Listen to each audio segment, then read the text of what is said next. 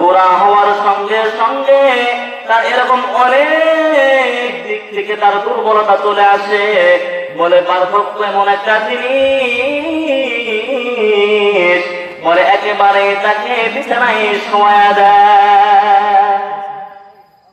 এ কারণে আল্লাহ বলেন, ইম্মা ইয়াবলুগান্না ইনদাকাল কিবার, এই দুনিয়ার ইমানদারেরা, তুমি তোমার আব্বা আম্মার খেদমত করবে, বার্ধক্য অবস্থায় খেদমত করবে। যদি আব্বাকে পাও অথবা আম্মাকে পাও অথবা উভয়জনকে পাও, আল্লাহু আকবার। কেমন খেদমত করবে? বলে তোমার আব্বা তোমার আম্মা বুড়া হওয়ার কারণে মুখের রুচি কমিয়া গেছে, রুচি কমে না, মুখের রুচি কমিয়া যায়। একজন মা তার সন্তানকে খাবার খাওয়ানোর জন্য কি পরিমাণ পেরেশান হয়ে যায়। এই ঘরে খাবার খাচ্ছে না, সন্তান দৌড়ে অন্য ঘরে যায়, মা সাথে সাথে অন্য ঘরে যায়, ঠিক না বা ঠিক? সেখানেও যদি খাবার না খায়, বলে মা পেরেশান হয়ে যায়, খাবার এটা রেখে দেয়, আর একটা তৈরি করে, ঠিক না বা ঠিক? আর একটা খাবার তৈরি করে সন্তানকে খাওয়ায়।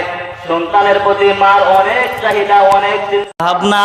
আমার সন্তানটা যত খাবে তত তাড়াতাড়ি আমার সন্তানটা হৃষ্টপুষ্ট হবে, ঠিক না বা ঠিক? মুসলমান ভাইরা রে আমার, আল্লাহ বলেন, ও বান্দা, তুমি তোমার পিতামাতা, এখন তোমার পিতামাতা বুড়ো হয়ে গেছে, বুড়া হয়ে গেছে, বৃদ্ধ হয়ে গেছে, বৃদ্ধা হয়ে গেছে। তোমার আব্বা তোমার আম্মা ঘরের সব খাবার খাইতে পারে না। তুমি সন্তান, তোমার আব্বার জন্য আম্মার জন্য একটু দই, একটু কলা, একটু গুড়ের, একটু দুধের ব্যবস্থা করো। আল্লাহ পাক রব্বুল আলামিন কেমন বান্দা দুর্বল হয়ে গেছে, এই বান্দাকে আল্লাহ পাক রব্বুল আলামিন বলে তার জন্য সন্তানের ঘাড়ে চাপিয়ে দিচ্ছেন যে তোমার আব্বা তো দুর্বল হয়ে গেছে, তোমার আম্মু তো দুর্বল হয়ে গেছে। দুর্বল হলে মুখের রুচি থাকে না, বুড়া হয়ে গেছে, মুখের রুচি ঠিক থাকে না। তুমি সন্তান একটু বাবার জন্য, মায়ের জন্য ফ্রিজে দই রেখে দাও। আল্লাহু আকবার। তুমি তোমার বাবার জন্য একটু এক্সেস দই রেখে দাও, কলা রেখে দাও, মিষ্টি জাতীয় কিছু রেখে দাও। যে জিনিসটা তোমার আব্বু খেতে চায় সেটা তোমার আব্বুর জন্য ব্যবস্থা করে দাও। ও মুসলমান, বর্তমান সমাজের একটা ঘটনা আপনাদেরকে শোনাই। একজন বাবা তার একটা সন্তান হওয়ার পরে 5 বছরের সন্তানের বয়স, এমতো অবস্থায় তার স্ত্রী দুনিয়ায় থেকে বিদায় নিয়ে চলে যায়। এমতো অবস্থায় সবাই বলে, ও ভাই তুমি একটা বিবাহ করে নাও, আর একটা তুমি সংসার করো। বাবা বলেন, ওরে ভাই, আমি যদি আর একটা বিবাহ করি আমার এই সন্তানের ভবিষ্যৎ কিন্তু অনিশ্চিত হয়ে যাবে।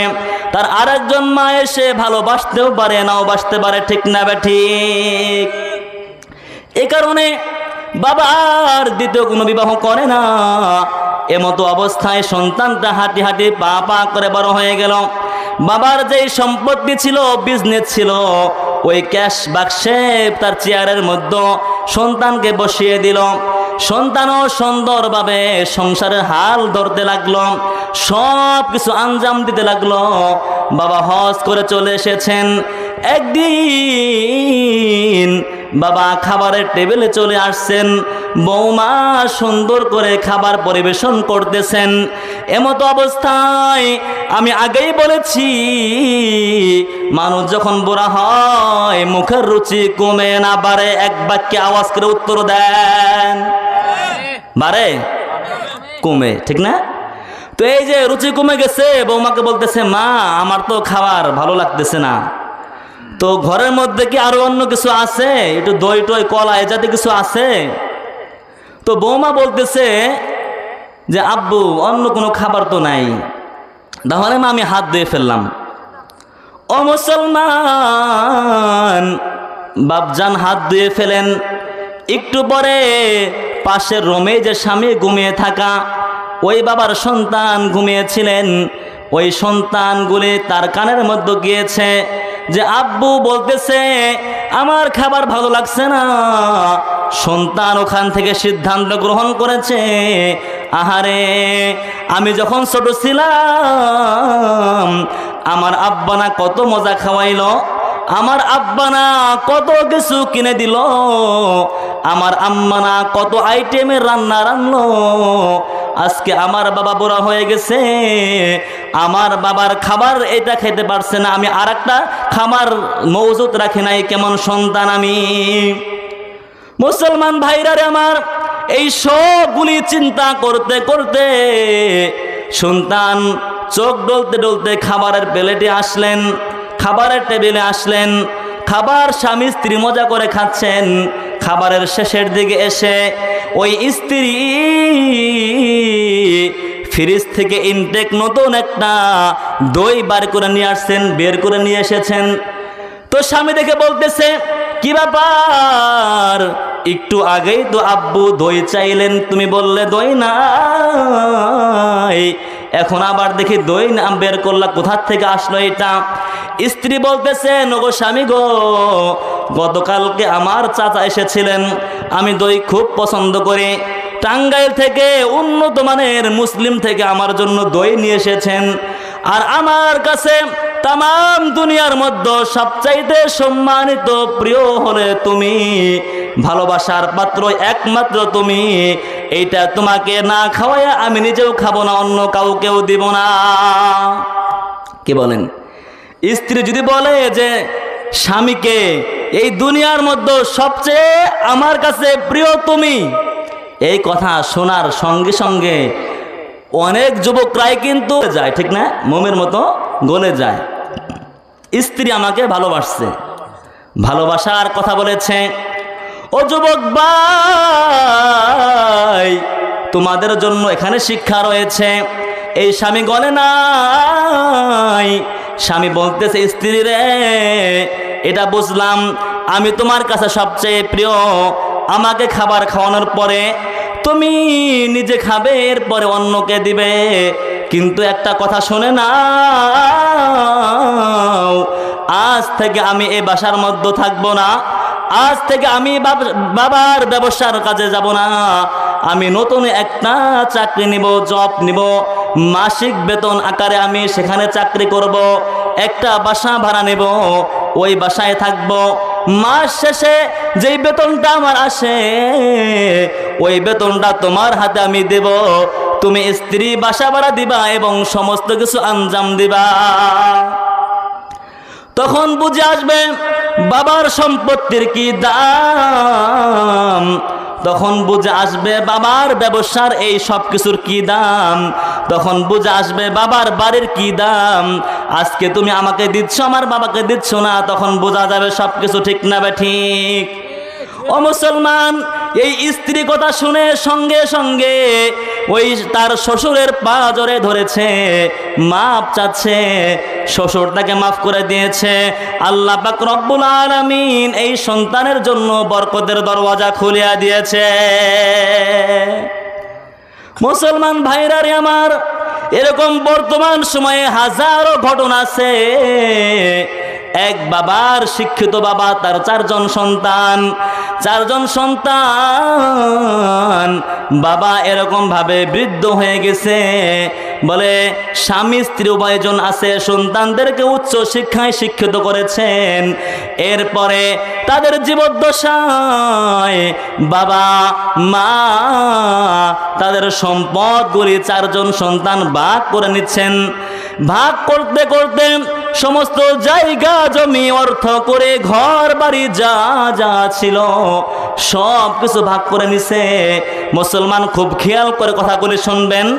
এই ভাগ করার পরে ওই যে বুড়া বুড়ি, বৃদ্ধ বৃদ্ধা, মা এবং বাবা উঠানে পড়ে আছে, তাদেরকে কেউ নেয় না। নাউজুবিল্লাহ।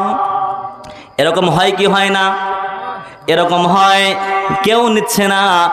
এরপরে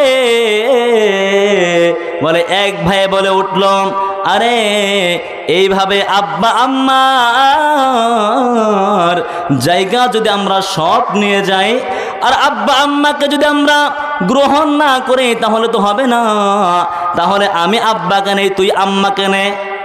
এভাবে একজন আম্মাকে নিয়ে যায়, একজন আব্বাকে নিয়ে যায়। ও যুবক, তুমি স্বামী স্ত্রী আব্বা আম্মাকে দুইজনকে আলাদা করছো না, কবুতরের দুইটা জোড়া একটা জোড়াকে তুমি আলাদা করছো, ঠিক না ঠিক? দুইটা কলিজাকে তুমি আলাদা করে দিয়েছো। তুমি কি জানো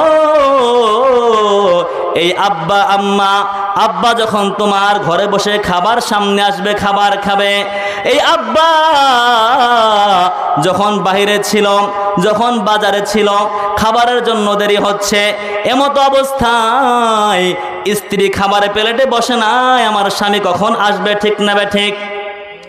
স্বামী আসলে খাবার খেয়েছে, এর আগে খাবার খায় নাই, এরপরে স্বামীও স্ত্রীকে ছাড়া খাবার খায় নাই। আজকে তুমি যখন খাবার তোমার বাবাকে দিবে, তোমার বাবা চিন্তা করবে, আহারে আমার বুড়ি কি খাচ্ছে না খাচ্ছে, ঠিক না ঠিক? আর তোমার মাকে যখন তোমার আর এক ভাইয়ে খাবার দিবে, সেই সময় তোমার মা চিন্তা করবে, আহারে আমার প্রাণের স্বামী সে কি খাচ্ছে না খাচ্ছে, তার কেমন লাগতেছে। এজন্য খবরদার খবরদার, আব্বা আম্মা তারা কবুতরের জোড়ার মতো একত্র হয়েছিল, জিন্দেগিতেও এমন কাজ করা যাবে না, তাদেরকে পৃথক করা যাবে না, ঠিক না ঠিক? ও মুসলমান, এরকম ভাবে আব্বা আম্মাকে পৃথক করে ফেলে আব্বা আম্মা তাদের চার ভাইকে একই বিছানায় তিলে তিলে বড় করেছিল, ঠিক না ঠিক?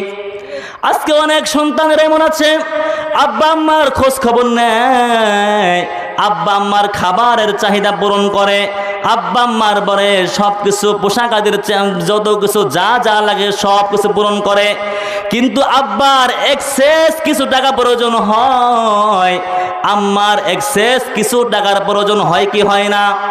বাসার মধ্যে ফকির আসলো, যদি তুমি সন্তান তোমার আব্বাকে কিছু টাকা দাও, তাহলে তোমার আব্বা কিন্তু এই টাকার থেকে 10টা 15টা টাকা, 100 টাকা 50টা টাকা ফকিরকে দিতে পারবে, ঠিক না ঠিক?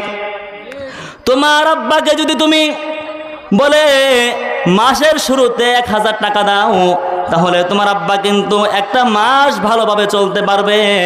তোমার আব্বার সামনে যখন শুক্রবারে দান বাক্সটা আসে, সেখানে 50টা টাকা দিতে পারবে, ঠিক না ঠিক?